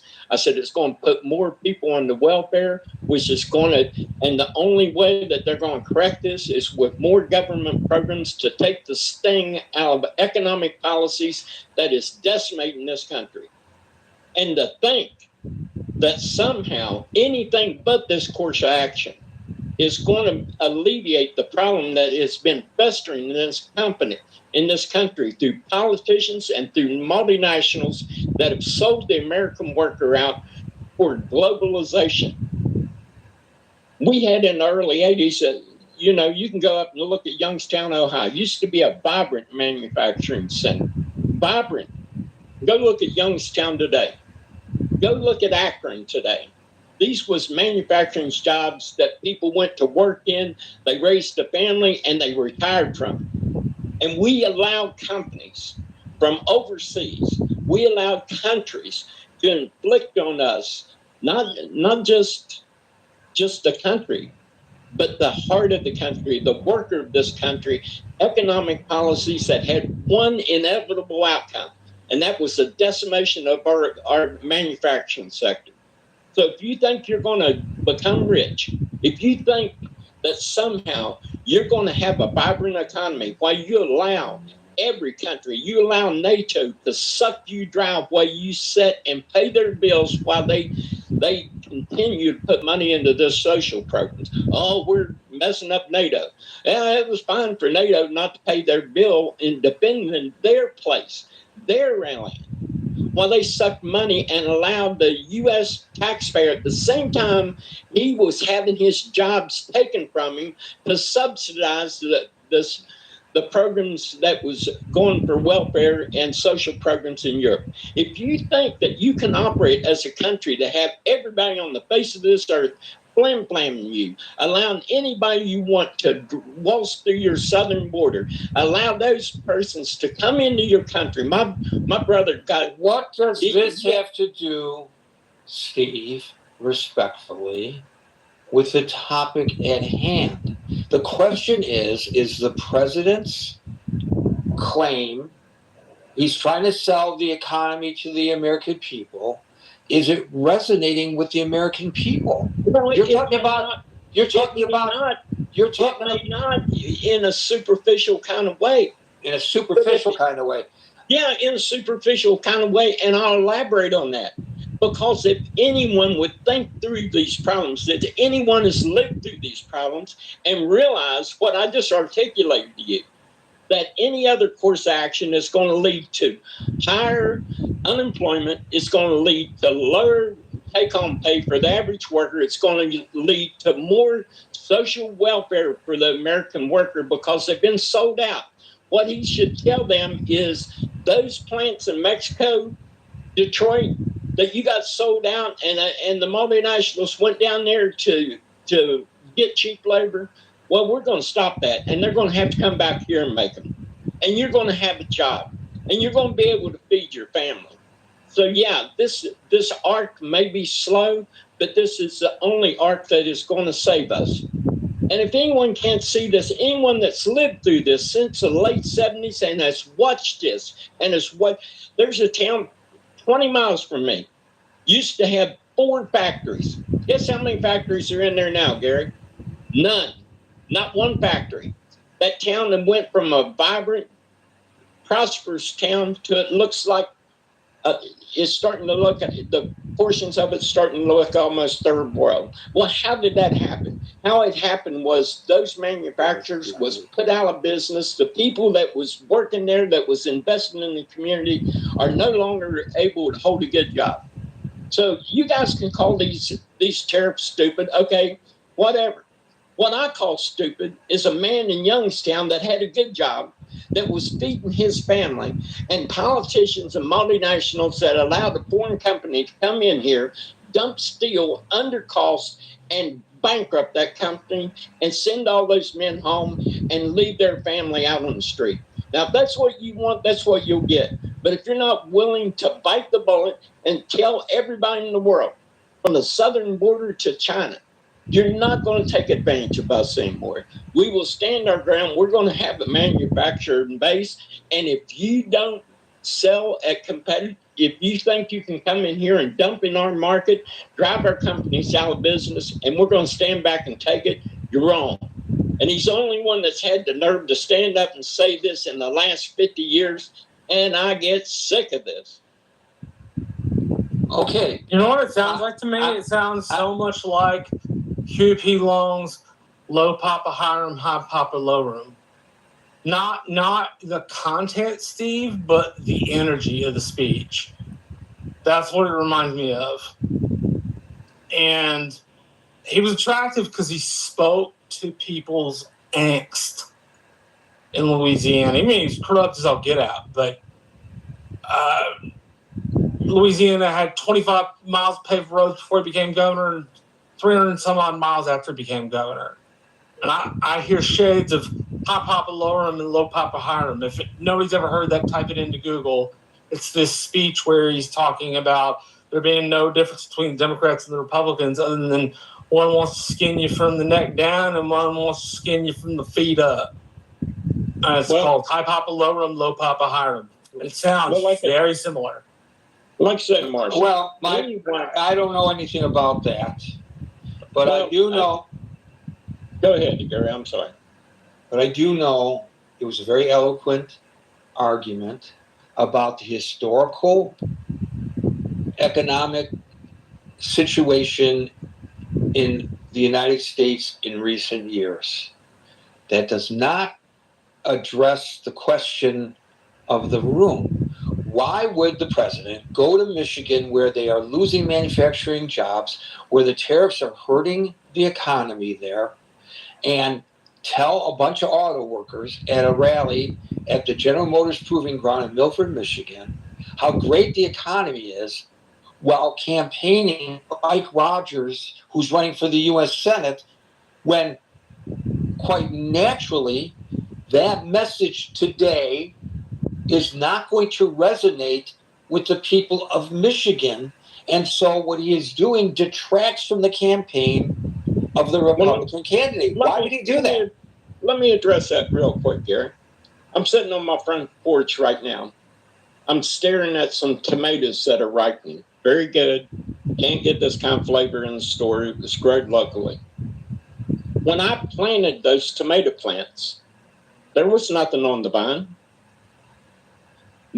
If I would tell someone, hey, there's a tomato plant, you're going to enjoy what comes out of there. Am I lying to them? Or am I pointing out the fact that the foundation, the thing that you but need... He told them that the economy is great. He says it's great. It's going to get better. Hang in there. It's going to get better. Well, that would be the thing. If someone said to me, we need food, and I'd say, it's coming. Would I be lying when we can go back and look at the tomato plant? No, I would like to before you move on, I'd like to add there's a founding leg to add to this, which I've looked at some of the research papers for this on the right hand side, and they pull from something known as the Infant Industry Program, run by Hamilton. And it's this program that took us the steel and pig iron trade. It's a combination of import and export tariffs. And so some of the thought process is built on founding tariff regime put in place by Alexander Hamilton to steal industries from the English. At least that's kind of how it was put together in this book anyway. I think that's what Steve is kind of getting at. So maybe that's just saying it in another way. Yeah, I think Steve's capable. I think Steve is capable. Gary, I'll grant he was being a little bombastic, but if people cannot look back on the time frame that I described, and some people haven't lived it. I've been alive long enough to see this whole thing, the whole arc unfold. I know what happened. I know why it happened. But do you think that was a wise move? You're a Republican, right? You want to see the Republicans maintain control of the Senate. Do you think it was a wise move for the president to do what he did yesterday? Do you think it was helpful to the desire to maintain the Republican in the Senate? No, I don't. In the way he articulated, what he should have said is like I referred to the tomato plants. The plants in the ground, it's going to yield fruit. You got to wait for the fruit to come on the vine. The plan is in place. If you're unhappy with the amount of people you got manufacturing today, wait just a second. We're going to bring those jobs back from Mexico. We're going to have a more robust economic system in place to where over a period of time, it may not be while I'm in office, but the foundation's laid. The walls are ready to go up. The roof is ready to go on. You will reclaim your your rightful spot as a car manufacturing center of the world. That's how I would put it.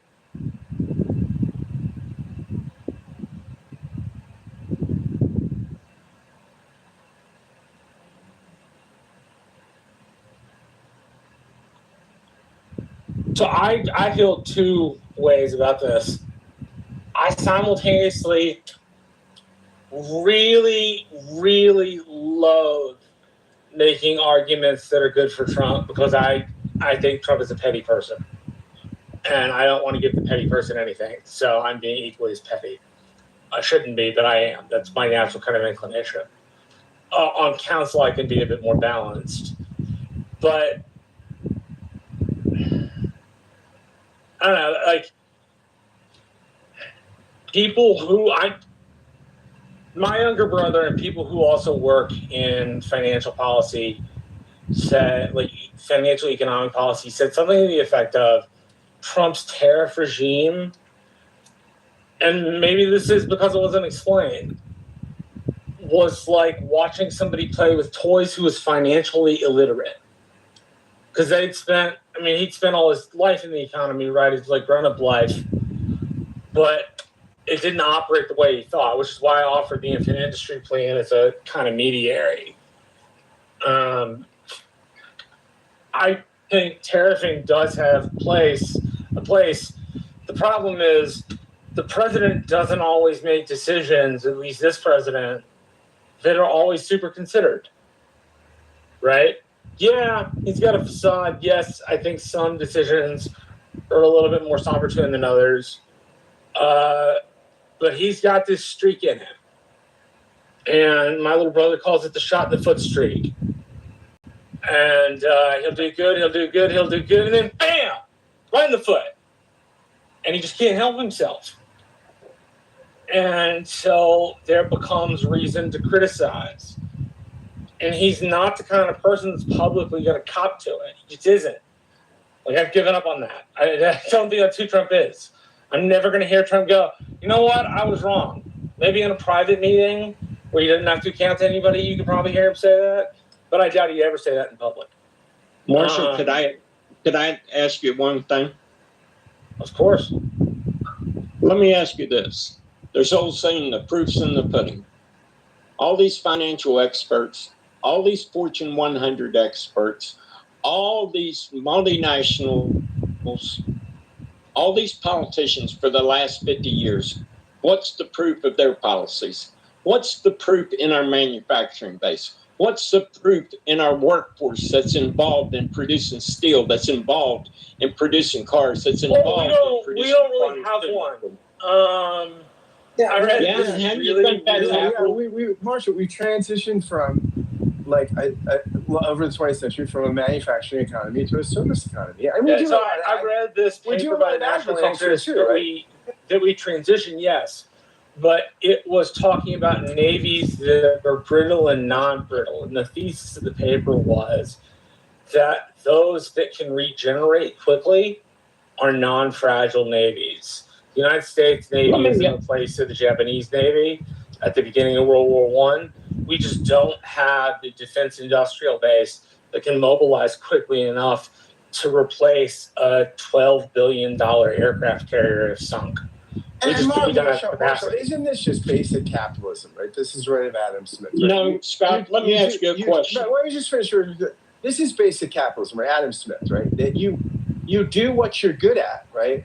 And import the other. You get stuff from people that are good at other stuff, right? That you don't try to do stuff that you're just not competitive with, right? And I'm not confident that given the expectations of labor costs in this country, that we can be competitive at a large scale in manufacturing. Right? Then we have to be willing to outsource that. Let me ask Scott this question. Let me ask Scott this question. What is inevitable, or what is fair when you allow a foreign company to come in here and dump products into your manufacturing sector? I'm going to move on. We've had this discussion. I'm sorry. This discussion is going on ad nauseum. There are other people trying to participate. I try to strike a balance that, and I allow a little latitude when we get off topic. I think we got way off topic today. Agent followed by Silly.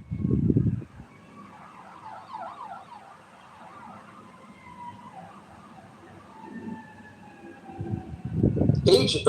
Sorry, I was sprinting from Did my we mic. fall? Did you fall asleep listening to that last argument? In my head, there was someone else who was. I was nodding off, but I think I thought there was someone else ahead of me as well. But it's really good to be here, and I'm honored that there was still that you could make room for me on the stage, Gary.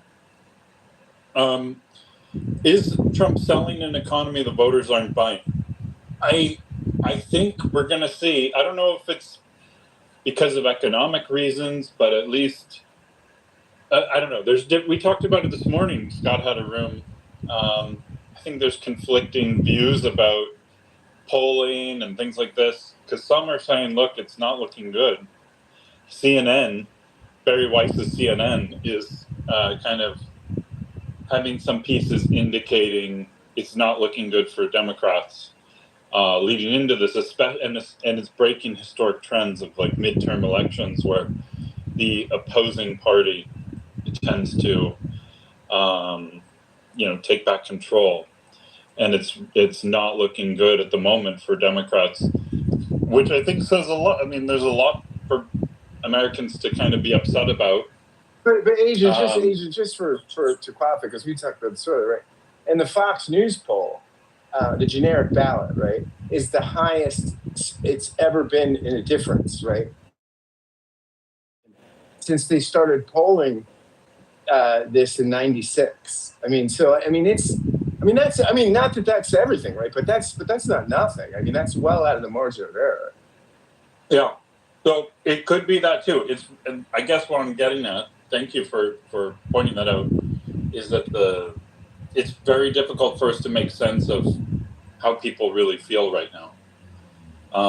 I do, maybe to the point of the last speaker, I think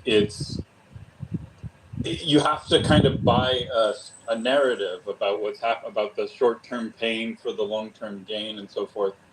I think for a lot of sectors to think that the tariffs are a good idea, and that Trump is doing the right thing, I guess, against so much,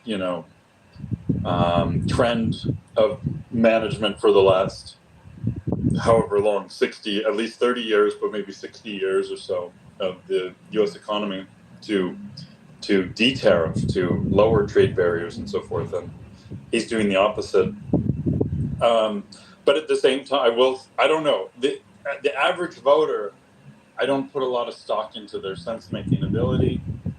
I think a lot of the time they're just going on vibes, and then do they think, if they are struggling, do they think that the other side, what's the likability there, and then do they think they're actually going to materially improve their lives more than the side currently in power? Or has the side currently in power done something horrific that they're trying to punish?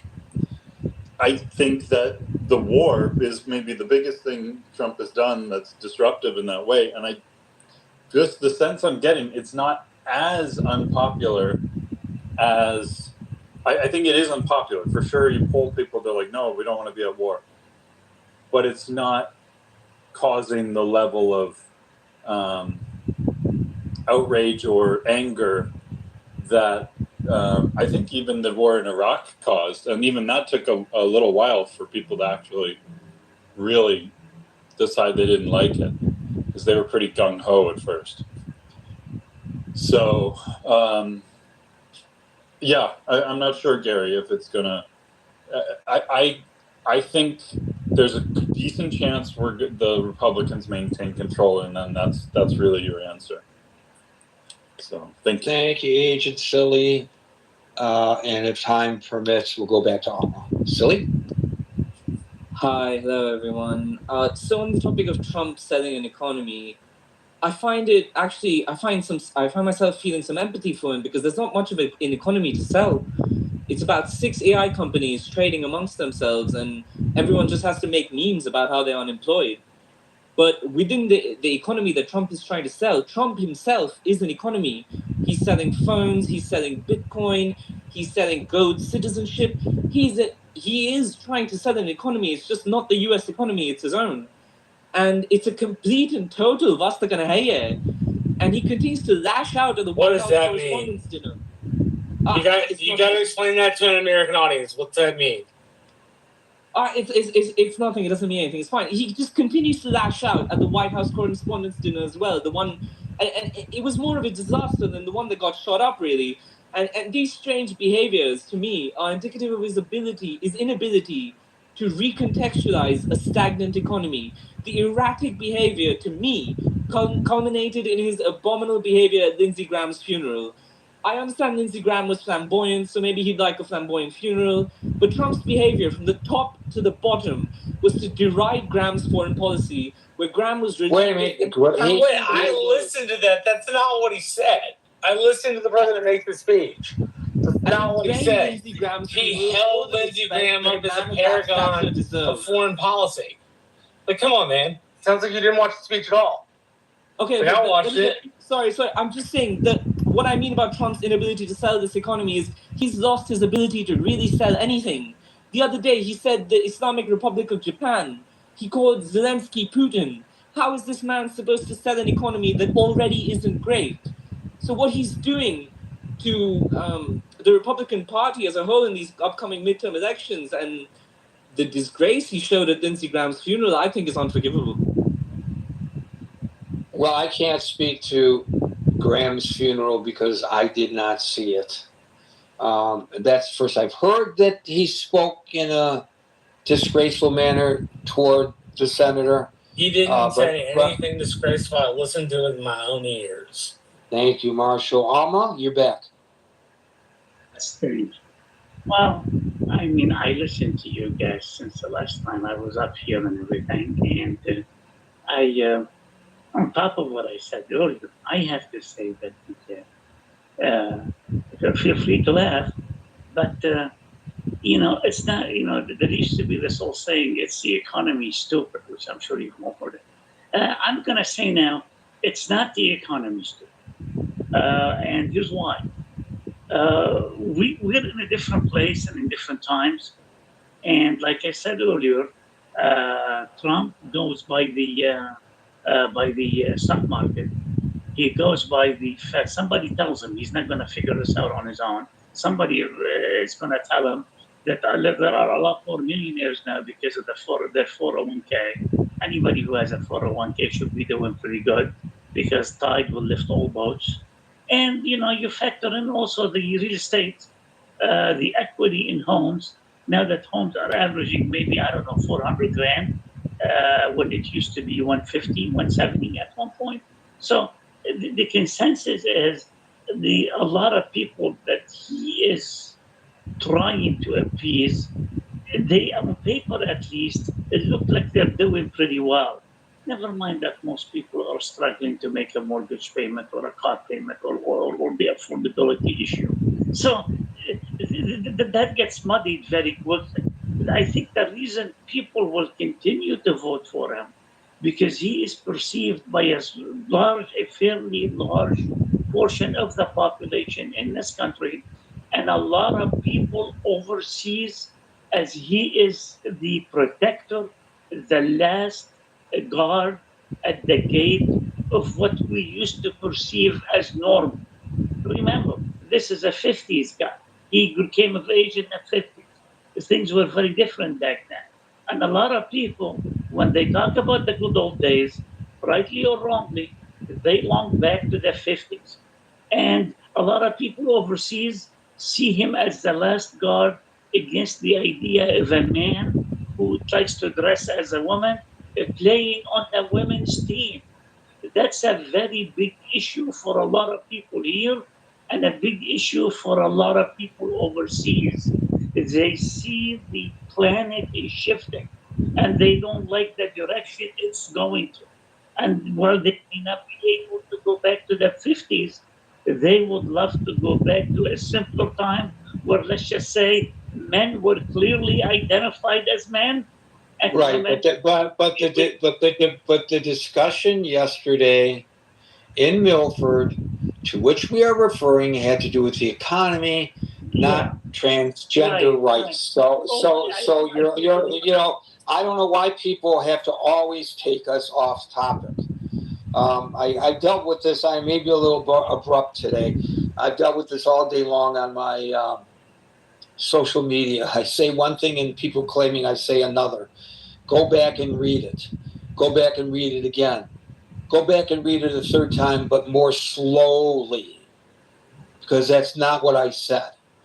I just don't get it. So with regard to the president's demeanor at Lindsey Graham's funeral, according to PBS, it was a laudatory, warm eulogy. However, the Mirror U.S., for what it's worth, headline is Donald Trump labeled despicable by Fox News viewers over Lindsey Graham eulogy. And they're mentioning Fox News viewers because it was being streamed by Fox. So people were commenting. I don't know whether this is respectful or not based on the way they write it, but they say President Trump faced backlash over his remarks from his eulogy for the late Republican Senator Lindsey Graham, which upset conservatives.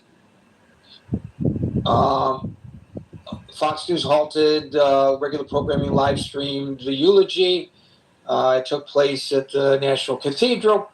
Trump mentioned Graham was, quote, not liked by everyone because he was a tough cookie.